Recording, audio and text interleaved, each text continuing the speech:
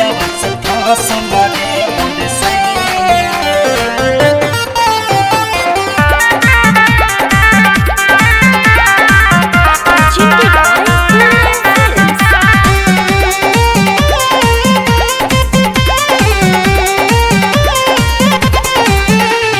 चढ़ली जवानी के धधकता आगे में डाले न हाथ निरदैया पयलवा से फसल रे मोर सैया कि पूजावा से फसल रे मोर सैया। जाला जल्दी बाहज में ओकरे नु थाली में धोबता हाथ मुदैया कि पूजावा से फसल रे मोर सैया कि जुलिया से फसल रे मोर सैया।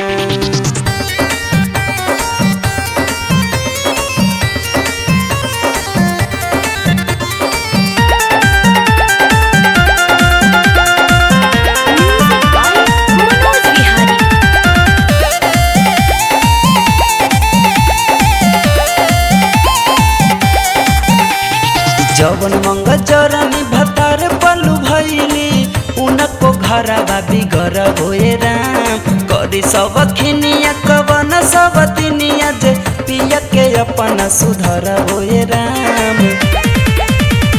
जवन मंग जरनी भतार पलू भैली उनको घरवा बिगर होए राम करी सब खिनिया कवन सब दिनिया जे पिया के अपन सुधर होए राम।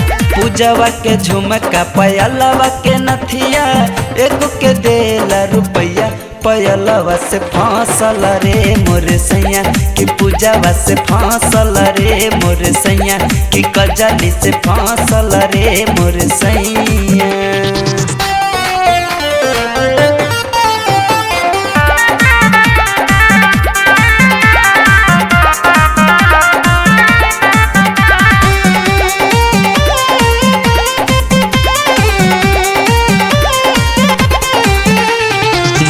नसीला के घर में ढुका के भीतर से कीली मर होए राम। सूरज तिवारी यही है जे घरवा बत से उनका के तर होए राम। नायक नसीला के घर में ढुका के भीतर से कीली मर होए राम। सूरज तिवारी यही है जे घरवा बात से उनका के तारा होए राम।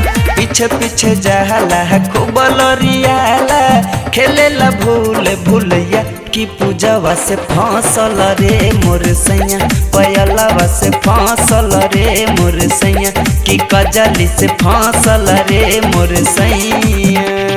जाला जल्दी बाहज में ओकरे नु थाली में धोबता हाथ मुदैया कि पूजावा से फसल रे मोर सैया कि रीनामा से फसल रे मोर सैया।